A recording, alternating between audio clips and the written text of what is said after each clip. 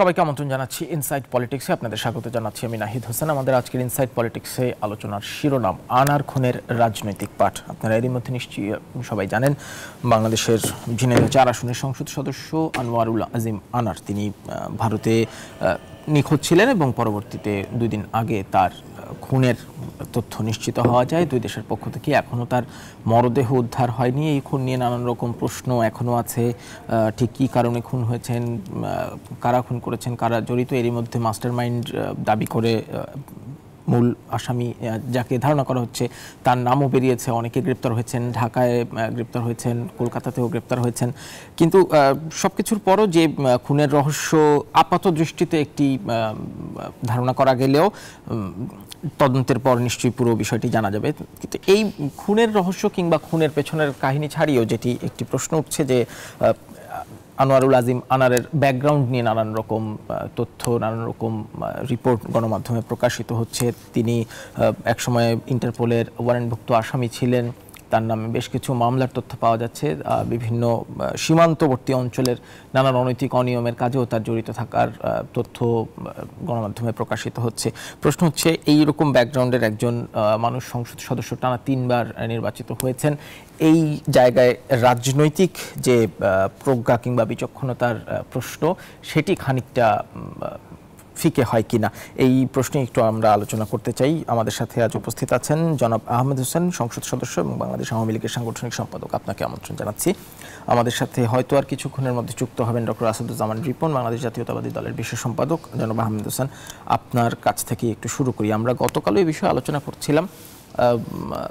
গতকাল একজন রাজনৈতিক বিশ্লেষক, নিরাপত্তা বিশ্লেষক, তিনি মন্তব্য করেছিলেন যে আনোয়ারুল আজিমের নিহত হওয়ার পর তার ব্যাকগ্রাউন্ড, তার অতীত ইতিহাসের নানান কিছু গণমাধ্যমে দেখা যাচ্ছে এবং তিনি বলছিলেন যে এইরকম একজন মানুষের সংসদ সদস্য হওয়া আসলে, যদিও যে কোনো হত্যাকাণ্ড ঘৃণিত, যে কোনো রকম অপরাধী ঘৃণিত, কিন্তু তিনি যদি কোনো অপরাধে যুক্ত হয়ে থাকেন এবং এই তথ্যগুলো যদি সঠিক হয় তাহলে রাজনৈতিক অবস্থানের অবক্ষয় হয়েছে কিনা, এরকম একটি প্রশ্ন বিশ্লেষকরা করছেন। আপনার একটু সার্বিক মন্তব্য শুনতে চাই জনাব Ahmed Hossain.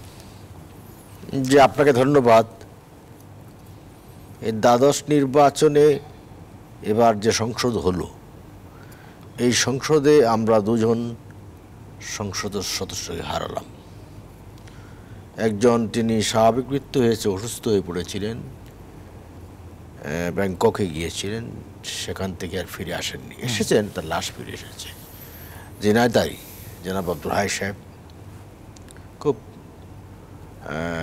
Dedicated, devoted and committed নেতা ছিলেন, ত্যাগীর এক মহিরুহ ছিলেন। আর আনারকে হারালাম অস্বাভাবিক মৃত্যু। মানে আপনার ভাষ্য মতেই এবং গণমাধ্যমের কথা মতে, he is no more in the world, he has been killed.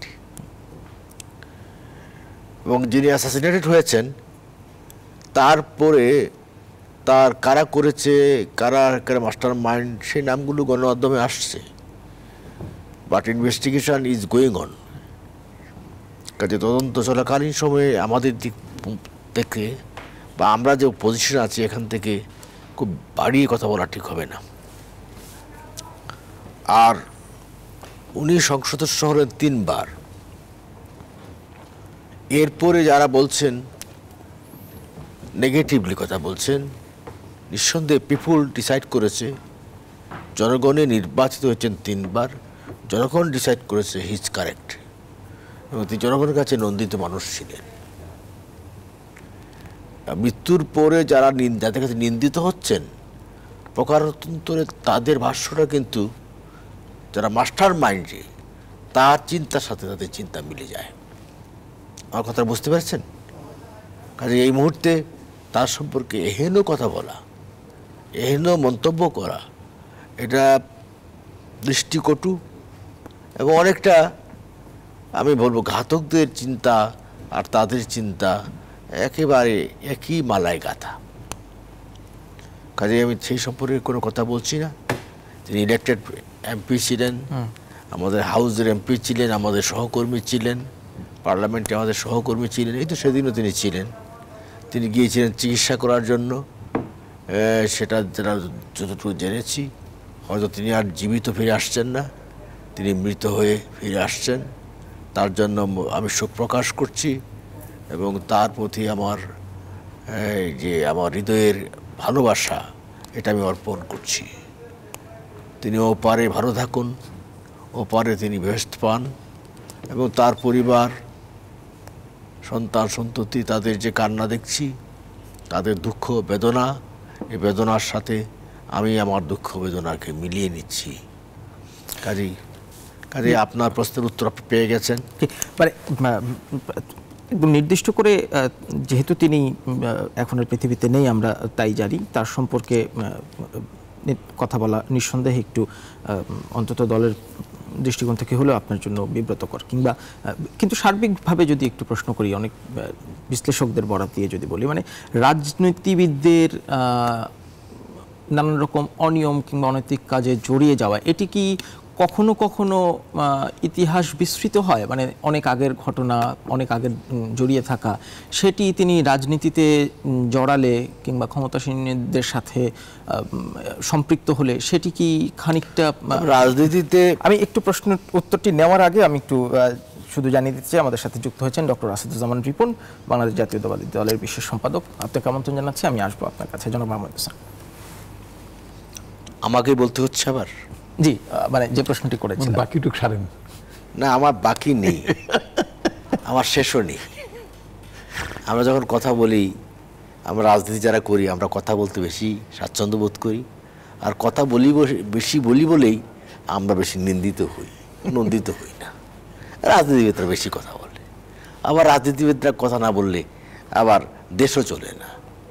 এবং আমাদেরকে আপনারা ডাকবেন, যেটা বলতে চেয়েছেন, এই ক্ষেত্রে রাজনীতিতে নিন্দিত নন্দিত এই বিষয়গুলো একেবারেই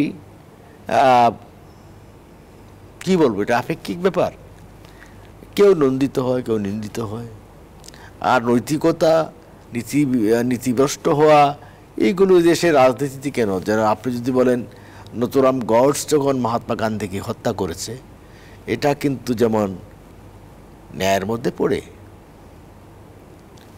এটা কি নীতির মধ্যে পড়ে, নৈতিকতার মধ্যে পড়ে, এবং জাতির পিতা বঙ্গবন্ধু শেখ মুজিবুর রহমানকে সপরিবারে যে বা যারা হত্যা করেছে সেই সম্পর্কে আপনি জানেন। এটা কি নীতির মধ্যে পড়ে? এটা কি আদর্শের মধ্যে পড়ে? এটা কি নিন্দার মধ্যে পড়ে না নন্দিত হওয়ার মধ্যে পড়ে? সেরকমই সেটা।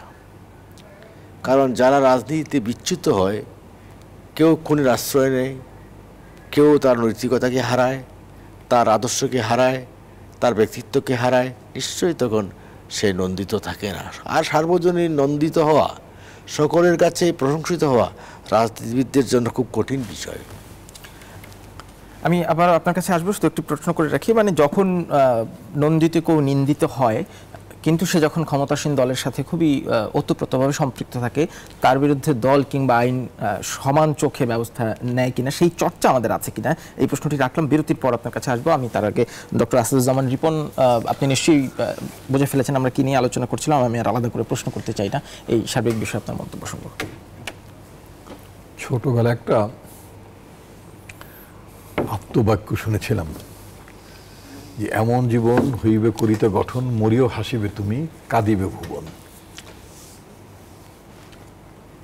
এটা রাজনীতিকদের জন্য বেশি প্রযোজ্য। আমি রাজনীতিক বলেছি, এমপি হওয়া, এমপি আর রাজনীতিক এক জিনিস না। So many people can become member of parliament. বাংলাদেশের মতো সিস্টেম বা থার্ড ওয়ার্ল্ড কান্ট্রি এই ধরনের সিস্টেমে অনেক মানুষ এভাবে হতে পারে। এবং পৃথিবীর বহু দেশে, যে বিশেষ করে যেখানে গণতন্ত্র এবং জবাবদিহিতা থাকে না, সেসব দেশে আপনার অনেক মাফিয়া, অনেক ক্রিমিনাল ব্যাকগ্রাউন্ডের লোক পার্লামেন্টে আসে। ইভেন ইন ইন্ডিয়া সেটাও বলছি, কারণ ওখানে এখন পর্যন্ত ওই দেশে এখনও আপনার সেইভাবে জবাবদিহিতা নাই। আমরা যে ওয়েস্টমিনস্টার টাইপ অফ যে আপনার মানে পার্লামেন্ট সিস্টেমের কথা বলতে পছন্দ করি বাংলাদেশের বেলায়, আসলে তো তা নই আমরা। ব্রিটিশ পার্লামেন্টে বা ব্রিটিশ পার্লামেন্টের সিস্টেম যে সেখানে আপনার একটা কমিটি অন এথিক্স বলে একটা স্পেশাল কমিটি আছে। এই কমিটি অন এথিক্সের একজন চেয়ারম্যান থাকেন, তিনি অত্যন্ত মানে মেম্বার অফ পার্লামেন্টের মধ্যে অত্যন্ত সম্মানিত ব্যক্তি, মানে সর্বদলের কাছে একজন গ্রহণযোগ্য ব্যক্তি হয়। এবং কোনো পার্লামেন্টের মেম্বারের ব্যাপারে কোনো চারিত্রিক ত্রুটি বিচ্যুতি, আমি চারিত্রিক ত্রুটি বিচ্যুতির কথা বলছি, এরকম ছোটোখাটো বিষয় যদি কেউ মানে ওই কমিটিতে তুলে ধরেন, সেটার জন্য ব্যবস্থা পার্লামেন্ট থেকে তিনি সাসপেন্ডেড হন। পিরিয়ডিক্যালি দেখা গেল যে হয়তো 2 সপ্তাহের জন্য, 2 মাসের জন্য, 6 মাসের জন্য বা এতগুলো অধিবেশন হয়। আপনি বাংলাদেশে পার্লামেন্টে আপনি গত 52-53 বছর ধরে যে আমাদের এখন বোধ হয় 12th পার্লামেন্ট চলছে, আপনি এই ধরনের কোনো নজির দেখবেন না। তো ফলে যা ওবায়দুল কাদের সাহেব, শাসক দলের সাধারণ সম্পাদক ওবায়দুল কাদের সাহেব বলেছেন যে তার ব্যাকগ্রাউন্ড কি সেটা বড় কথা, জনপ্রিয়তা দেখে নমিনেশন দেওয়া হয়েছিল।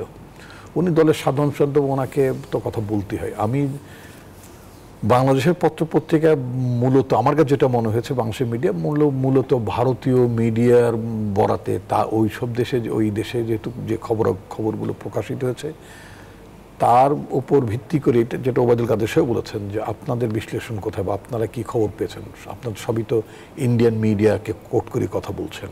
ঘটনা সত্য, এবং ঘটনাটা যেই দেশে ঘটেছে সেই দেশেই তো আপনার বিষয়টা আলোচিত হবে। তবে এই ভদ্রলোকের, আমি ব্যক্তিগত to tell you very frankly, আমি খুবই এম্বারাসড, কারণ আমি বিং এ মুসলিম, আমি একজন মুসলমান হিসেবে একজন মৃত মানুষের গীবত বা তার সমালোচনা করাটা আমি পছন্দ করছি না।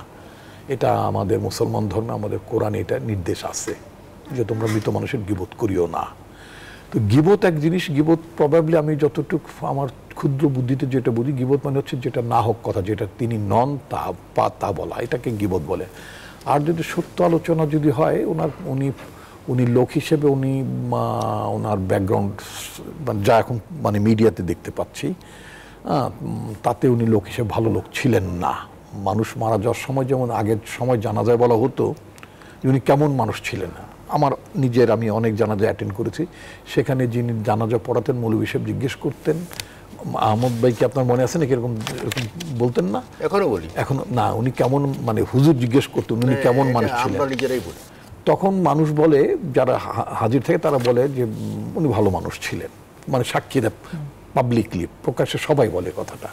কিন্তু নাউএডেজ আমার কাছে যেটা মনে ভেরি সারপ্রাইজিং, আমি অন্ততপক্ষে গত বেশ কিছু বছর ধরে যেসব তো জানাজাগুলোতে অ্যাটেন্ড করি, আমি এখন আর মানে মাওলানা সাহেবদের মানে হুজুরদের তরফ থেকে কথা শুনতে অনেকের বেলায়, কারণ আমি তো পলিটিক্যালি জানাজা অনেক জায়গায় যাই, সে ঠিক আছে, হুজুরা জিজ্ঞেস করেন উনি কেমন মানুষ ছিলেন, জিজ্ঞেস করেন না।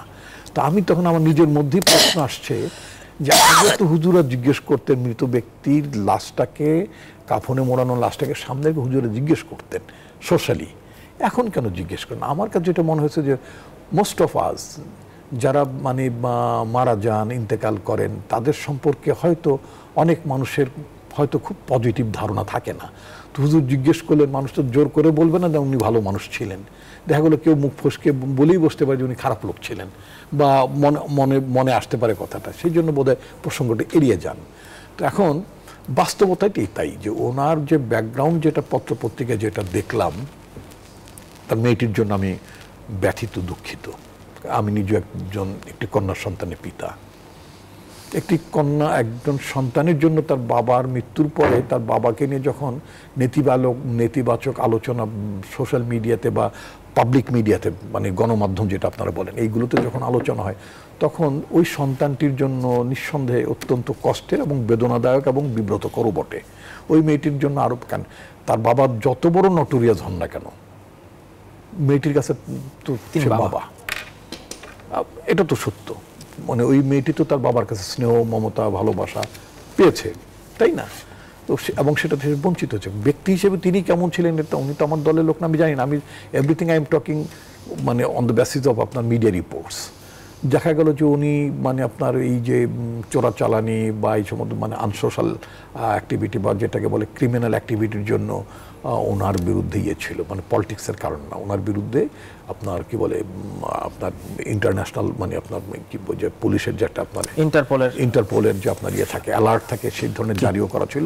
ডক্টর রিপন, আপনার অনুমতি নিয়ে আপনাকে একটু থামাই, একটা বিরতি নেওয়ার সময় হয়েছে, আমাদেরকে একটা বিরতি নিয়ে আসি। আর আমার মনে হয় আসলে একজন ব্যক্তি নিয়ে আলোচনা না করে আমরা যদি সার্বিক রাজনৈতিক পাঠটা নিয়ে আলোচনা করি সেটি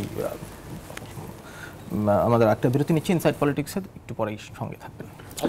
বিরতির পর আবারও আমন্ত্রণ জানাচ্ছি ইনসাইড পলিটিক্সে। আজ কথা বলছি আনার খুনের রাজনৈতিক পাঠ নিয়ে। আমাদের সাথে আছেন জনাব আহমেদ হোসেন, বাংলাদেশ আওয়ামী লীগের সাংগঠনিক সম্পাদক এবং বাংলাদেশ জাতীয়তাবাদী দলের বিশেষ সম্পাদক ডক্টর আসাদুজ্জামান রিপন।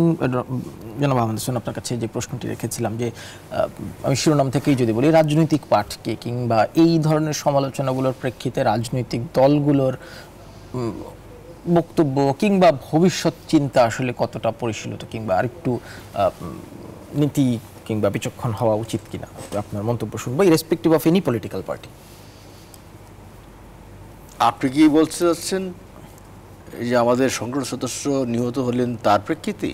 না, সার্বিকভাবে আমি একজন ব্যক্তি নিয়ে আলোচনা করতে চাই না। সার্বজনীনভাবে যদি সার্বিকভাবে চিন্তা করতে গেলে তো নীতিবান মানুষ, আদর্শবান মানুষ, যারা বুড় খাওয়া রাজনীতিতে স্বচ্ছ দেশপ্রেম আছে, পিপুল আছে, পিপুলের জন্য সব কিছু করতে জানে, সেই ধরনের মানুষকেই তো বাছাই করা উচিত। রাজনীতিতে তাদেরকে প্রাধান্য দেওয়া উচিত। না হয়তো মানুষ কি মানুষের মধ্যে মেসেজটা খারাপ যায় না যে আমরা কাদেরকে বাছাই করছি? রাইট, মেসেজটা যায় খারাপ মানুষকে বাছাই করলে তার সমাজটা খারাপ হয়ে যাবে।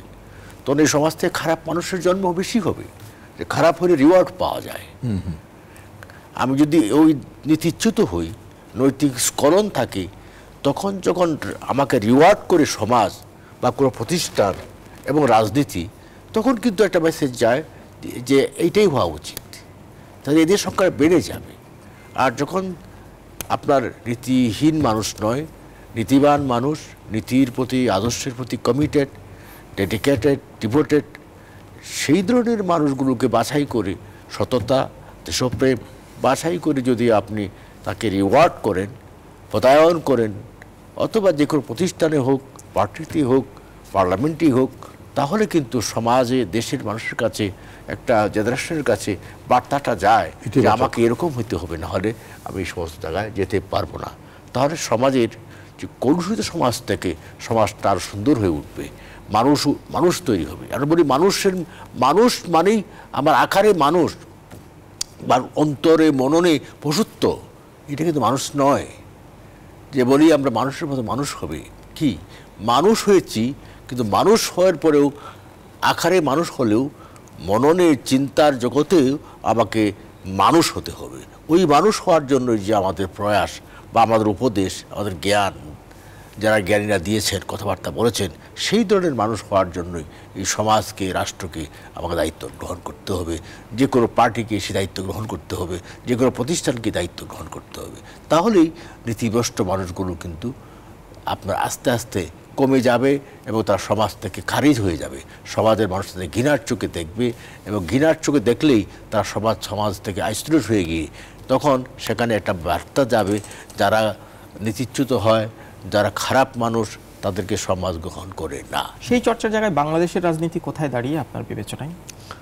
এখন যদি বলেন আমাদের আজকের প্রেক্ষাপট, বাংলাদেশের রাজনীতির প্রেক্ষাপট তো সময় বদলায়, তার সাথে চিন্তাও বদলায়। আপনি একটা কথা বলি, এখন দেখেন, এক সময় তো আপনার পত্রিকা ছিল, প্রিন্ট মিডিয়া ছিল, এরকম টকশো ছিল না, আপনার এরকম ইলেকট্রনিক মিডিয়াও ছিল না। 60 দশকে রাজনীতি দেখেন, তখন 2টা বা 3টা পত্রিকা ছিল। মেইন পত্রিকা ছিল ইত্তেফাক, সংবাদ, এই দুটোর মধ্যে কিন্তু সীমাবদ্ধ ছিল। এবং আমরা যখন ছাত্রলীগের কর্মী ছিলাম, ছাত্র ছিলাম, এবং এটা 80 দশক পর্যন্ত ছিল, কিন্তু 80 দশক পর্যন্ত ছিল। আমরা 80 দশকের যাত্রাটা ছিলাম, তখন আমরা এই পত্রিকাগুলো পড়তাম। আমরা তো কলামটা পড়তাম, দরবারে জহুর এটা পড়তাম, তারপর সদ্দুরগুপ্তের কলাম পড়তাম, গাফফার চৌধুরীর লেখা পড়তাম। এখন যেন সেই কলামগুলো আমি খুঁজে পাই না, সেই কলামগুলোর যেন অস্তিত্ব বিলীন হয়ে গেছে। আপনার এখানে টকশোতে এসে কথা বলছি, 100 টকশোতে মনে হয় জগরদাটি না করলে টকশো জমতই না, জগরাটি করতে হইব, উচ্চস্বরে কথা বলতে হইব, প্রয়োজনে কিল ঘুষি মারতে হইব, তাহলে মনে হয় যে টকশোটা ভালোই হয়েছে। তখন আপনাদের এও বাড়ে, কি বাড়ে, টিআরপিও বাড়ে, আপনারা খুশি হন, বিজ্ঞাপনও বাড়ে। সুতরাং এই যে কালচারগুলো, এই কালচার, এটা কালচার নয়, এটা অপসংস্কৃতি। এই অপসংস্কৃতি হচ্ছে সমাজকে দূষিত করে। অপসংস্কৃতির পালা থেকে আমাদের বেরিয়ে আসা প্রয়োজন। ধন্যবাদ ডক্টর আসাদুজ্জামান রিপন। আহমদ হোসেন যা বলেছেন এটা তো আসলে মানে ভিন্ন মত প্রকাশ করার কোনো সুযোগ নেই। বাট দুঃখের বিষয় কি জানেন, আমাদের ডিমের যারা ডিম বিক্রি করেন, এবং উনি যেহেতু অনেকগুলো কথা, ওনার কথাগুলোর সাথে আমি একমত, সেই জন্য আমি বলছিলাম ডিমের ব্যাপারে এবং কমলা বিক্রি, মানে ফল যারা বিক্রি করেন, যদি এই লোকগুলোর দিকে যদি তাকান, আমার কাছে মনে হচ্ছে দে আর মাচ মোর ওয়াইজার দেন মানে পলিটিক্যাল লিডার্স। বলবেন যে কীরকম? দেখবেন যে লোকটা ডিম বিক্রি করে ফুটপাতে বা দোকানে, বড় বড় ডিমগুলো, পরিষ্কার ডিমগুলো দেখবেন ঠিক উপরে দিকে সুন্দর করে সাজিয়ে রেখেছে, and he is attracting the buyer. ক্রেতারা মনে করছে যে আরে এই ডিমগুলো তো বেশ বড় বড়, তখন বলছে আমাকে ডিম দেন, মানে আকর্ষণ করে। তার সমস্ত ডিমগুলো কিন্তু বড় না। Very interesting. আপনি যখন মানে এক ডজন ডিম নিতে চাবেন, দেখবেন 3-4টার পরের ডিমের সাইজ ছোট হয়ে গেছে, কিন্তু ও অ্যাপারেন্টলি কাস্টমারকে অ্যাট্রাক্ট করার জন্য তার বড় ডিমগুলোকে সে পিরামিড শেপে সে সাজিয়ে রেখেছে। আবার যদি দেখেন কমলা লেবু বা অন্য কোনো আপনার ফলের দোকানদার দেখবেন বেশ পাকা সুন্দর বড় বড় কমলাগুলো খুব সুন্দর, অর্থাৎ ভালো জিনিসগুলো সুন্দর করে সাজা রাখে দোকানি।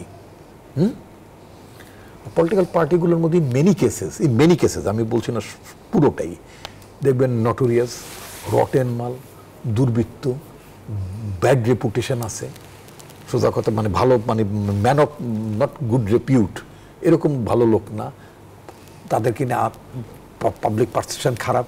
এই জাতীয় লোকগুলোকে দেখবেন খুব সামনে, লিডারশিপে, মন্ত্রিত্বে, নানান জায়গায়। কেন?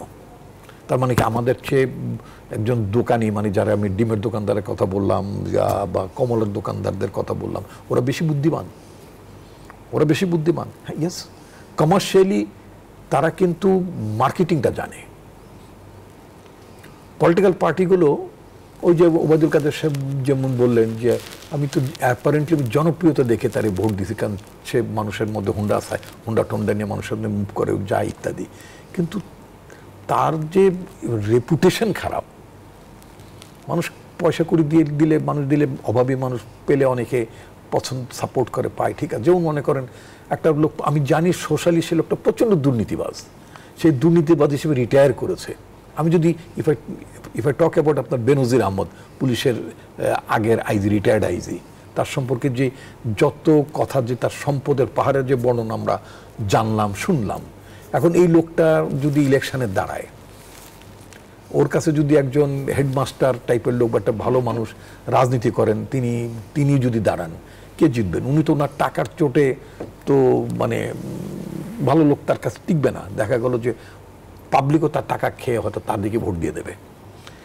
গণতন্ত্রের কিছুটা দুর্বলতা কিন্তু এই জায়গায়, যে টাকা দিয়ে অনেক ভোট। তাহলে রাজনৈতিক দলের দায়িত্ব কি এখানে? ইয়েস, ভেরি পার্টিনেন্ট কোশ্চেন করেছেন। রাজনৈতিক দলের দায়িত্ব আমাদের প্রচলিত ব্যবস্থায় আসলে we have a nomination board নানান বিবেচনা করে তারা নমিনেশনগুলো দেন। আচ্ছা, তো এবং দায়িত্ব কিন্তু টোটালটা নমিনেশন বোর্ডের উপরে চলে যায়, মানে ফাইনালি আবার নমিনেশন বোর্ডও না, একেবারে পার্টি সুপ্রিমোর উপরে চলে যায়। অর্থাৎ ওনার সিদ্ধান্তের বাইরে, ওনাদের সিদ্ধান্তের বাইরে তো হয় না, অর্থাৎ 2-3 লোকজনের তাদের কর্তৃত্ব, হেলম অফ অ্যাফেয়ার্সে যারা থাকেন তাদের ব্যাপার চলে। আমার বক্তব্য হচ্ছে এই দায়িত্বটা আমি দায় বলবো, দায়টা আমি কেন কাঁধে নেব? If you talk about the US সিস্টেমে, আমেরিকান সিস্টেমে আপনার একটা প্রাইমারির ব্যবস্থা আছে। একটা পলিটিক্যাল পার্টিতে একাধিক লোক নমিনেশন চাইতে পারে প্রাইমারিলি, ঠিক আছে। এবং ইলেকশন কমিশন টাইপের যে প্রতিষ্ঠানগুলো আছে তারা করে কি, ওই দলের ইলেকশনটা তারা কন্ডাক্ট করে। এর মধ্যে থেকে পার্টির যারা মানে রেজিস্টার্ড মেম্বার, মানে রেজিস্টার্ড ভোটার্স, তারা ভোট দিয়ে out of 5, out of 7, out of 3 একজনকে নমিনেট করে। আপনি ইভেন আমেরিকা, এই যে কয়েকদিন পরে আপনার মানে প্রেসিডেন্ট নির্বাচন হবে, আর তার 2 বছর পরে আপনার কংগ্রেসের নির্বাচন হবে, অথবা 2 বছর আগে মানে কংগ্রেসম্যানদের নির্বাচন হয়ে গেছে। আপনি কি জানেন? নিশ্চয়ই আপনি জানেন, সরি আমাকে এভাবে বলা ঠিক হয়নি। সেটা হচ্ছে যে মার্কিন যুক্তরাষ্ট্রের রাজনৈতিক ব্যবস্থায় সেখানে কিন্তু ওখানকার প্রেসিডেন্ট অনেক বড় ক্ষমতাবান, একজন প্রেসিডেন্ট বাইডেন বা president Clinton, even president Obama যে আগের যিনি প্রেসিডেন্ট ছিলেন, তারা কিন্তু কখন ইচ্ছা করলে একজন সিনেটরকে নমিনেশন দিতে পারেন নাই, একজন কংগ্রেসম্যানকে নমিনেশন দিতে পারেন নাই, যেন আমার খুব ভক্ত, আমাকে খুব সাপোর্ট করে, আমার পলিসি কেস খুব সাপোর্ট করে, সুতরাং I will give him nomination, তাকে আমি কংগ্রেসে নিয়ে আসবো। নো, তাকে আমি কংগ্রেসে নিয়ে আসবো আনার মানে ক্ষমতাই নাই, সিস্টেমটাই নাই। আমি ভেরি মাচ প্রেফার করি এমন একটি সিস্টেম, যে সিস্টেমটা পার্টির ওয়ার্কার্স, রেজিস্টার্ড ভোটার্স, তারা তাদের প্রতিনিধি দলের মধ্যে পার্লামেন্টে কে যাবে, মানে তারা হয়তো 5-7 এসপি, আমাকে কয়েকটা সেকেন্ড দেবে, আমি আহমদ ভাইয়ের কাছে নিয়ে নিচ্ছি সময়টা, মানে কয়েক সেকেন্ড।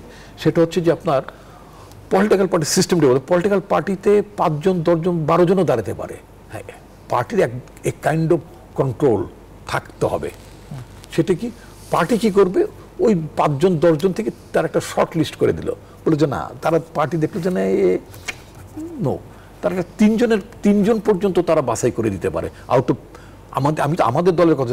কোনো আসনে আমরা দেখি 15 জনও নমিনেশন পেপার কিনে, তো 15 জন মেম্বার তো আপনার প্রাইমারি ইলেকশনে কন্টেস্ট করাটা ভেরি ডিফিকাল্ট, বা আয়োজন করাটা ডিফিকাল্ট। সেক্ষেত্রে পার্টি মিনিমাম 3জনকে প্রাইমারিলি সিলেক্ট করে দিতে পারে। এই 3জনকে আমি এখনই শেষ করব, 3জনকে ইলেকশন কমিশন, মানে তারা 1 বছর আগে, জাতীয় নির্বাচনের 1 বছর আগে তারা ওই 3জনের মধ্যে মনোনয়ন দিয়ে বলবেন যে মিস্টার এক্স, হি ইজ, মানে যিনি জিতবেন, he is the official candidate of BNP. Similar process বলবেন, he is the official candidate of Awami League. কারোর বেলায় বলবেন, he is the official candidate of অমুক পার্টি। ফলে হবে কি পার্টির সুপ্রিমো, পার্টি লিডারশিপের উপর দায় যায় না, পার্টির কর্মীরা তাদের নেতা বেছে নেন, জনগণের কাছে এইভাবেই যায়, গণতন্ত্র বেশি সংহত শক্তিশালী হয়। আমরা একটা বিরতি নিয়ে আবার একটু ফিরবো। প্রিয় দর্শক, ইনসাইড পলিটিক্সে আর একটা বিরতি নিচ্ছি, ফিরছি খানিক পর, সঙ্গে থাকবেন। বিরতির পর আবার আমন্ত্রণ জানাচ্ছি ইনসাইড পলিটিক্সে। আমার হাতে একদম 2 মিনিট সময় আছে, আমি দুজনের কাছ থেকে একটু সার্বিক বিষয়ে ক্লোজিং রিমার্কস চাই। জনাব আহমেদ হোসেন, আপনি সার্বিক বিষয়ে তো বলছেন যে মন্দ লোকরা থাকবে কি না বিদায় হবে। এখন যেভাবে আমি দেখছি সোশ্যাল মিডিয়াতে টিকটকের যন্ত্রণায় এটা মহামারী আকারে ধারণ করেছে, এবং টিকটক একটা হয়ে গেছে এখন প্যান্ডেমিক, সারা পৃথিবীতে এখন মহামারী। এই টিকটক যদি এইভাবে চলতে থাকে, তাহলে চরিত্র বিল্ড আপ করা খুব কঠিন, বাট ক্যারেক্টার অ্যাসাসিনেট করা খুব সহজ। এই টিকটকের যন্ত্রণা থেকে পুরো দেশ বিশ্ব বাঁচতে পারবে না, এবং টিকটক বানিয়ে ফেলতেছি আমরা, যে কোনো বাচ্চা ছেলেরা, ইয়াং ছেলেরা টিকটক বানিয়ে। আমেরিকা তো বন্ধ করে দিচ্ছে। ধন্যবাদ। আমি জনাব আসাদুজ্জামান নির্বাণ, আপনি একটু শেষ করবেন, 1 মিনিট সময় আছে আমাদের। ধন্যবাদ আপনাকে। আমি আসলে যে বিষয় নিয়ে আমরা আলোচনা করছিলাম, আমার কাছে যেটা মনে হচ্ছে, ওভারঅল পলিটিক্সের এই সমস্ত অনুষঙ্গগুলো, পলিটিক্সের সামগ্রিকভাবে তো পলিটিক্স এবং পলিটিশিয়ানের দেশটা চালায়, তো এই যে অনুষঙ্গগুলো ইতিমধ্যে রাজনীতি ঢুকে গেছে, এটা পলিটিক্সটাকে অনেক ডেন্ট করে ফেলেছে। আমি যেটা মনে করি যে রাজনীতিতে ব্যাপক মাত্রা সংস্কার দরকার। রাজনীতির সংস্কার বলতে আমি শুধুমাত্র পদ পদবি না, অর্থনীতি থেকে শুরু করে সবকিছুতে একটা বড় মাপের সংস্কার দরকার। Now we don't need ministers, আমার এখন দরকার ম্যানেজার্স। দেশটা ডুবতেছে, এটাকে রেস্কিউ করার জন্য এখন উই নিড ফিউ ম্যানেজার্স। অর্থনীতি বাঁচাবে, আইন শৃঙ্খলা বাঁচাবে, আইন বাঁচাবে, পার্লামেন্ট বাঁচাবে, মিডিয়া বাঁচাবে।